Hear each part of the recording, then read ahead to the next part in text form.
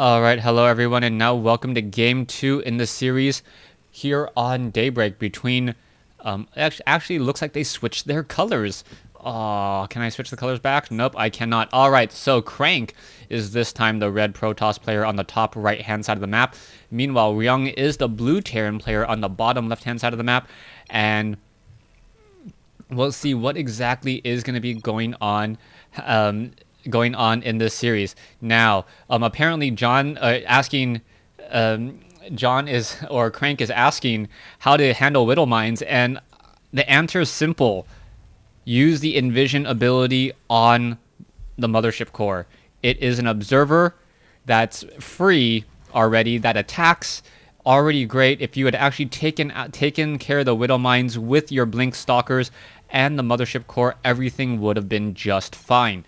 Now, moving on here into Game 2 of this series, as we see Ryung is up 1-0, and apparently the players are talking, where is MMA? I guess he was part of the Invitational, but is for some reason not here. And we are going to be seeing just a simple gateway coming down as well. Now, what is Ryung going to be doing? Ryung is most likely, yes, setting up that barracks. Will he be going into a refinery as well? I'm not quite sure. It doesn't look like it. So we may actually see a 1-Rax expand coming in from Ryung. So Ryung with that 1-Rax expand and really utilizing those Whittle Mines very effectively in Game 1 to hold what would have been a very aggressive Stalker Blink play with that mothership core. So far, we are still seeing gas now being established as well. We are going to also see Crank perhaps set up a Cybernetics core, get that Zealot, and then be able to get that mothership core a little bit earlier. Alright, so let me think about what these players will be doing and what the overall strategies are. So far, Crank was unable to really deal with the Whittle Mines as I mentioned in Game 1, but this time Ryung is actually going into a very, very different Game 2 strategy. Ryung actually going for a 1-Rax expand, and this may actually be a little bit more dangerous for Ryung, as the Blink Stalker play with that mothership core is very effective, especially when you start fighting here. Most Terran players do try and have bunkers down here in order to guard this choke point, but if the Stalkers are able to simply blink up the ramp here and then engage down, all the Marines will be forced to unload.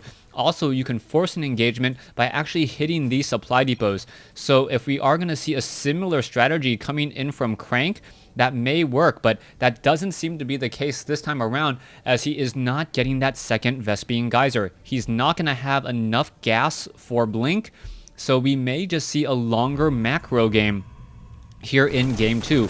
Alright, one Zealot chasing a Marine. Not going to be that useful, and wow, very, very nicely done there. 3 Marines taking down 1 Zealot, only taking a little bit of damage there. So here comes that mothership core. The mothership core very, very effective still, as it is just currently standing tall off over here. Now, yes, the Envision ability allows the mothership core to detect cloaked, burrowed, and hallucinated units for 30 seconds. Crank, remember that. Coming back in here, Crank just keeping track of what's going on with that front door. There is still that bunker sitting on the front door now. Stalker just a little bit further away, and we are going to see an SCV try to make its way in, and this is one of the benefits of that mothership core. Oh, no stutter step move at all, as we now see additional gateways being warped in. So Ryung pretty much knows everything he needs to know. That SCV now just wandering around the backside. Is the sentry going to be able to cut it off in time? I do believe so. The sentry, what is it doing?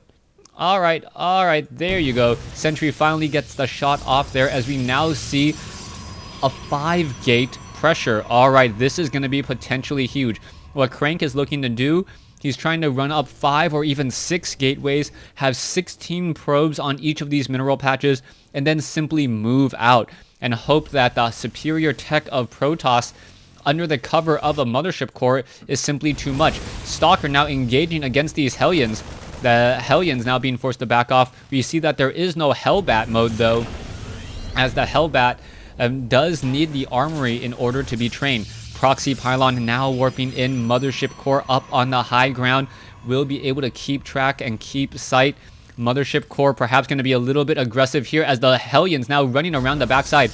We do see a Pylon now warping in, and this could be that aggression. A Raven now coming in as well, as the Widow Mine are also being doubly trained. All right, if Crank is not careful, if he has not learned from game 1, he is going to be in a little bit of trouble here. As what is a Nexus doing here?